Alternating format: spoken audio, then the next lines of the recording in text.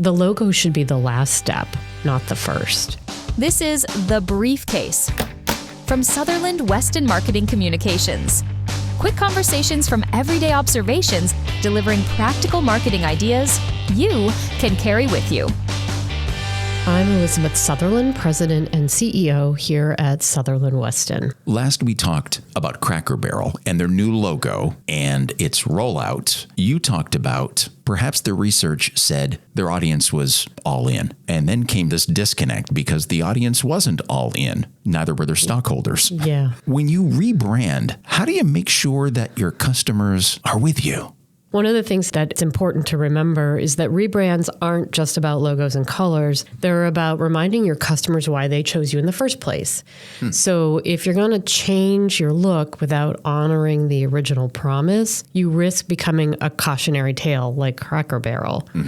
So you need to do it with care. You can absolutely refresh your brand while deepening the trust. And that's the sweet spot that businesses should aim for. I wondered if Cracker Barrel had a problem with the man on the logo for whatever reason. They could have taken the man out of the logo and perhaps kept the barrel and Mellencamped it, meaning over time, John Cougar, Mellencamp, John Mellencamp. They could have changed their logo slowly, and maybe the audience would have then not jumped off the ship. That is one way to go about it. Absolutely. Another way is to bring your audience with you while you are rebranding. So you don't just announce a rebrand, but you explain it. The logo should be the last step, not the first. As a business, you need to ask yourself, what is the promise that we need to reinforce? And what is it that new audiences need to know about us in order for us to keep that promise to them? One of the things that businesses can do is they can share the why.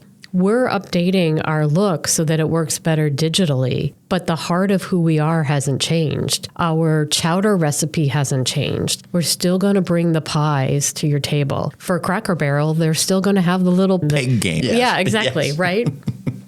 So if my business is ready for that rebrand, give me a couple of baby steps that I can take. Sure. So the first thing you need to do is test it with the loyalists, the ones who truly have consumed the Kool-Aid and believe that your brand is all it in a bag of chips. Your regulars, your members, longtime customers. Check with them first. See if it hits. Train your team to tell the story consistently. You may not be a business that does a ton of employee scripting, but this is not the time to leave that step out. Phase the changes in, just like you suggested. Signage, digital packaging, so that customers don't feel whiplash and that you're able to explain it each step of the way. And then you want to make sure that you're approaching it with a celebratory feel and not an apologetic one.